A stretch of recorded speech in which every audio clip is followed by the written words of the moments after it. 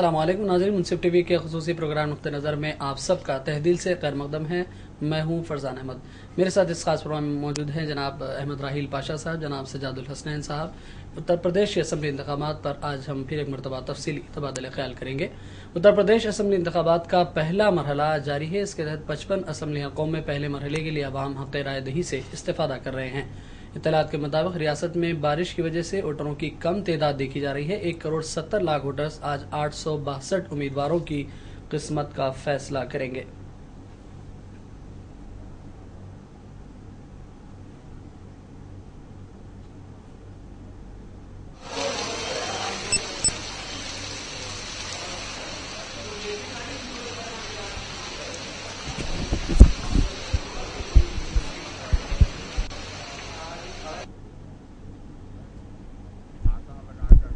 Vote करके हम लोग तभी जाएंगे।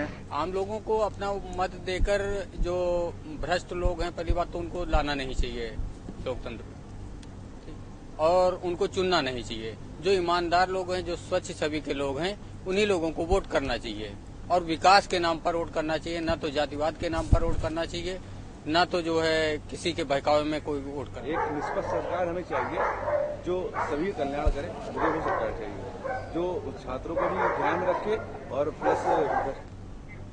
राहिल साहब, सबसे पहले तो बताइए कि जिन जिन हलकों में पोलिंग हो रही है किन अजला के तहत आते हैं और आज सिक्योरिटी के कैसे इंतजाम थे उत्तर प्रदेश में? देखिए, जो उत्तर प्रदेश के जो आज पहले मरहले के इंतखाबात हो रहे हैं वो 10 अजला में हो रहे हैं, जिसमें आपके बहराइच है, गोंडा है, बस्ती है, अम्बेडकर नगर वगैरह, सिद्धार्थ नगर।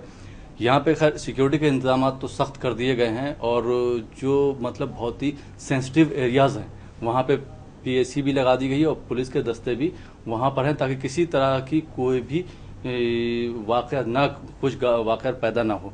तो उसी के चलते हुए कि मतलब लोग जा रहे हैं और जिनसे भी बात की गई है, हमारे जो नुमाइंदे वहाँ पे उन्होंने बात की तो उन्होंने यही बताया कि अभी तक जो वोटिंग हो रही है तो वो बहुत ही मतलब पुरसुकून माहौल में हो रही है। हालांकि वहाँ पे बारिश हो रही है अभी, जैसा कि आपको पता होगा कि अभी तक जो रिपोर्ट आ रही है उसमें मुश्किल से 15-16% वोटिंग हो पाई है, लेकिन जो भी हो रही है अभी सुकून के साथ हो रही है। जैसा मुस्लिम वोटरों का क्या रुझान है और उनका कितना असर है इन हलकों में, इस पर कुछ रोशनी डालें आप। देखिए, 55 हलकों में अभी 55 सीटों के लिए असेंबली की अभी पोलिंग हो रही है यूपी में, खासकर 10 जिला में, जैसा कि राहिल साहब ने बताया। फैजाबाद, सीतापुर भी शामिल है उसमें, जो सबसे ज्यादा अहम माने जा रहे हैं। तो इन अजला में 26 ऐसे हलके हैं जहाँ पे मुसलमान बादशाहगर का मौक़िफ़ रखते हैं और मुस्लिम वोट ही वहाँ पे अहमियत का हामिल है। यहाँ दिलचस्प बात यह है कि इसी सिचुएशन को देखते हुए मायावती ने इन हलकों से मुस्लिम उम्मीदवार खड़ा किए थे।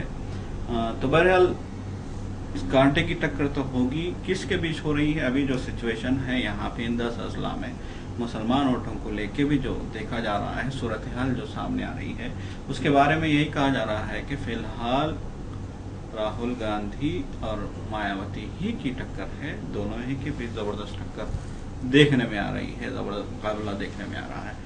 तो वोटिंग का परसेंटेज, जैसा कि अभी राहिल साहब ने कहा, बहुत ही स्लो है। इसकी वजह यह है कि बहुत सारे हलकों में बारिश हो रही है, खासकर सिद्धार्थ नगर में ज़्यादा बारिश हो रही है। अम्बेडकर नगर में भी बारिश की, वहाँ पे मूसलाधार बारिश की खबरें हैं। और अम्बेडकर नगर के 1-2 हलकों का तो ये हाल है कि वहाँ पहले 2 घंटों तक कोई भी आदमी घर से बाहर नहीं निकला वोट देने के लिए।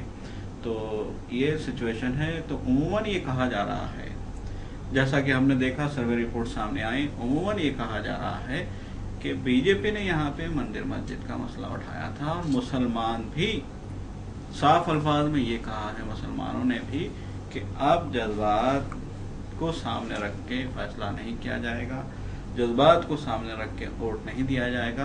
अब यूपी का बुनियादी मसला है तरक्की, बुनियादी मसला है बेरोजगारी, और तरक्की और बेरोजगारी ही को फोकस करके वोट दिया जाएगा।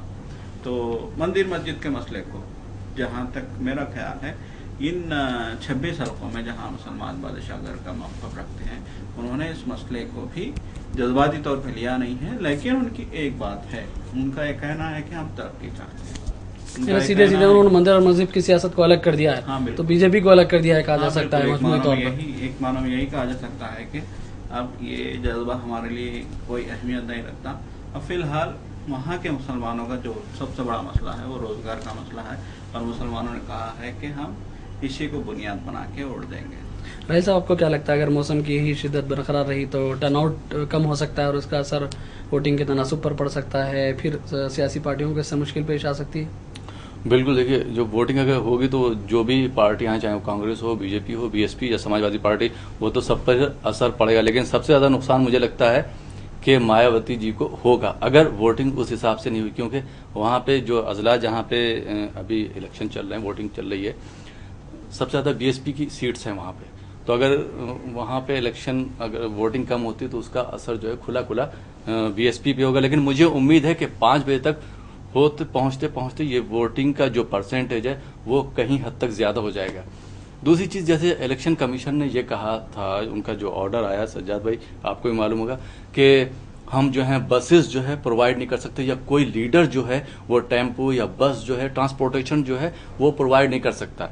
अब ऐसे मौके में जब हमारे पास 5 साल में एक मौका आया है कि हम जाके अपने उम्मीदवार का इंतखाब करें, लेकिन हमारे पास मीन्स ऑफ ट्रांसपोर्टेशन नहीं है, हमारे पास आने जाने का कोई साधन नहीं है, बारिश हो रही, तो ऐसे में हम क्या करेंगे? घर पे बैठ सकते हैं।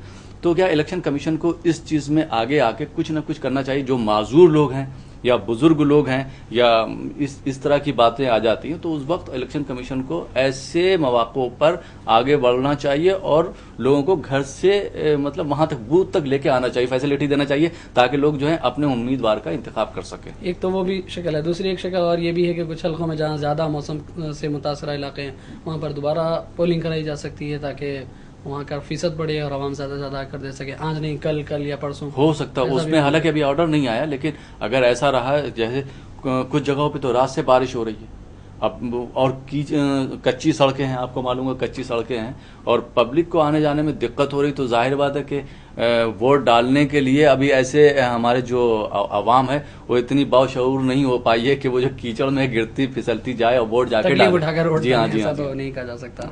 आपको क्या लगता है सज्जाद साहब, इसका कितना असर पड़ेगा मौसम की वजह से सियासी पार्टियों को? सही कहा हमारे राहिल साहब ने कि वोटर तकल्लुफ का आदी नहीं है, तकलीफ का आदी नहीं है वोटर। तो वोटर महज वोट देने के लिए बारिश में भीगता हुआ या फिर कीचड़ में या फिर गंदी सड़कों पे से बचता बचाता हुआ बूथ तक नहीं जाएगा। ये अहम बात है ये। तो अब जाहिर सी बात है कि आम दिनों में ही पोलिंग का ऐसा परसेंटेज जो देखने में आता है अमूमन 60%, 70% अगर हो गया तो बहुत हो गया। तो आम दिनों में ही, जबकि मौसम बिल्कुल साफ होता है, परसेंटेज 60-70% से ज्यादा नहीं होता। तो ऐसे में जब बारिश हो रही हो, जब हालात बहुत खराब हो, मूसलाधार बारिश हो रही हो, तो ऐसे में आदमी घर से बाहर निकलेगा, इसकी कोई गारंटी नहीं दी जा सकती। तो अब इस सिचुएशन में इलेक्शन कमीशन क्या करेगा हम ये कह नहीं सकते, क्योंकि इलेक्शन कमीशन की अपनी कुछ लिमिट्स होती हैं, और वैसे भी जो इतने मरहलों में जो काम वोटिंग का जो इंतजाम किया गया है, उससे ये साबित होता है कि अभी भी हमारे पास मैन पावर की कमी है, सिक्योरिटी की कमी है और फैसिलिटीज की कमी है, जिसकी वजह से हमने इतने मरहलों में वोटिंग को रखा। तो ऐसे में अब इलेक्शन कमीशन क्या करेगा हम ये नहीं कह सकते।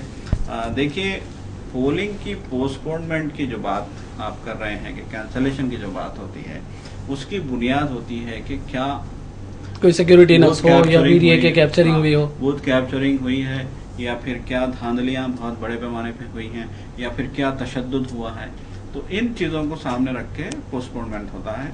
ये बारिश की वजह से अगर आदमी या वोटर पहुंच नहीं रहा है बूथ तक, तो इसको बहाना या फिर इसको जवाब नहीं बनाया जा सकता। तो बहरहाल देखना यह है कि इस बारिश के बाद भी आवाम निकलते हैं। अगर आवाम तरक्की चाहते हैं तो अब आवाम को चाहिए कि वो बाहर निकलें और उस उम्मीदवार को वोट दें जो यकीनन तरक्की के लिए संजीदा हो। राहिल साहब, ये बताएं कि किस पार्टी ने मुस्लिम उम्मीदवारों को ज्यादा टिकट दिए हैं और किस पार्टी ने कम दिए हैं, और क्या वजूहत रही इसके पीछे? ये बहुजन समाजवादी पार्टी, ये तो सब वाकिफ ही है सब वाकिफ है कि उन्होंने सबसे ज्यादा जो टिकट दिए थे वो 85 सीटों पे जो है मुस्लिम को दिए थे, और उन्होंने हालांकि दलित को भी दिए हैं, लेकिन वो इससे पहले जो 5 साल पहले उन्होंने मुस्लिम वोट कार्ड खेला था वो कहीं ना कहीं उसमें कामयाब हुई थी। और आज भी जो पोलिंग हो रही है 17 सीटों पर जो मुस्लिम वोट लड़ रहे हैं तो वो बीएसपी की तरफ से आ रहे हैं। कांग्रेस का जो है दूसरा नंबर आता है जिसने 12 सीटें जो है मुस्लिम के लिए, और समाजवादी पार्टी जिसने 10 सीटें जो है मुस्लिम को दी हैं, जो मुस्लिम को लड़ा रहे हैं 10 सीटों पे जो आज इंतखाबात हो रहे हैं।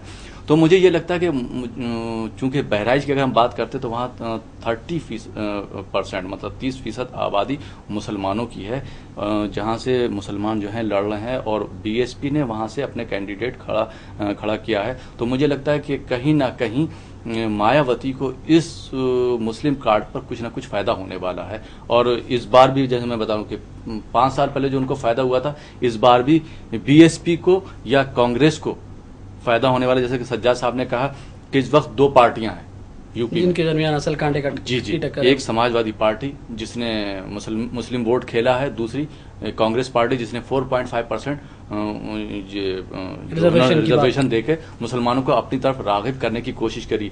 तीसरी पार्टी रही है समाजवादी पार्टी, उसने हालांकि अभी 5 साल में तो खैर कुछ किया ही नहीं है। और चौथी पार्टी रही बीजेपी की। बीजेपी के पास कोई ऐसा मुद्दा नहीं जिसकी बेस पर वो लड़ सके। हालांकि अफसोस होता है कि हमारे ये जो रहनुमा हैं, जो पॉलिटिक्स में हैं, और स्टेट की बात तो दूसरी सेंटर में आना चाह रहे हैं, सेंटर की बात करते हैं, करप्शन की बात करते हैं। आज एक जब रिपोर्टर ने उनसे सवाल किया, मैं नाम नहीं बताऊंगा, तो फैजाबाद जैसी जगह पे उनको यही नहीं मालूम कि हम जो है किस मौके पे लड़ रहे हैं, हमारा मतलब मकसद क्या है, एजेंडा क्या है, एजेंडा क्या नहीं है। वही नहीं है कि अब सज्जाद साहब ने कहा मतलब हर इंसान का यही है कि सबसे पहले अगर वो लड़ता है तो अपने पेट के लिए लड़ता है। हमारे पास जब मीन्स ऑफ कम्युनिकेशन नहीं है, ट्रांसपोर्टेशन नहीं है, हॉस्पिटल नहीं है, स्कूल्स नहीं है और खाने के लिए कुछ नहीं, तो हम जो है फिर वो इबादत गाहें जो है वो सेकेंडरी चीज हो जाती है। अगर हमारी जो बुनियादी हुकूक हैं, कोई भी पार्टी चाहे वो कांग्रेस हो, बीजेपी हो, बीएसपी हो या समाजवादी पार्टी हो, अगर वो हर आम आदमी जिसको कहते हैं हर आम आदमी का ख्याल करके चले और उनको क्या मैसर करवाना है, क्या मुहैया करवाना, उनकी जरूरतों की जी तकमील करे, तो मुझे नहीं लगता कि ये जो है बम्बार्डिंग एक दूसरे पे जो करते हैं ना, जो अल्फाजी जंग कहते हैं, अल्फाजी जंग जो है वो नहीं करें। कोई 4.5% की बात करता है, खाली बयान दिए जाते हैं, कोई जो है राम मंदिर की बात करता है, कोई लैपटॉप की बात करता है, कोई मोबाइल की बात करता है। तो अगर आप सही काम कर रहे हैं तो आपका जो भी वर्क है, जो भी प्रोग्रेस रिपोर्ट है, वो सारे डाटा जो है आपको अवेलेबल हो जाएंगे। फिर आपको ये कहने की जरूरत नहीं कि आप हमें 5 साल के लिए मौका दीजिए और आपने उनको दिया या फला पार्टी को दिया, हमने देखिए आपके लिए ये किया वो किया। जो भी आपने क्या गलत किया तो आपने क्या, सही किया तो आपने क्या, वो आवाम के सामने मौजूद है, उसकी बेस पर ही इंतखाब होना चाहिए। नाज़रीन, उत्तर प्रोग्राम का सिलसिला जारी रहेगा। फिलहाल हम लेते हैं एक छोटा सा ब्रेक के बाद दोबारा लौटेंगे और उत्तर प्रदेश के सियासी मंजरनामे पर हमारी बातचीत का सिलसिला जारी रखेंगे।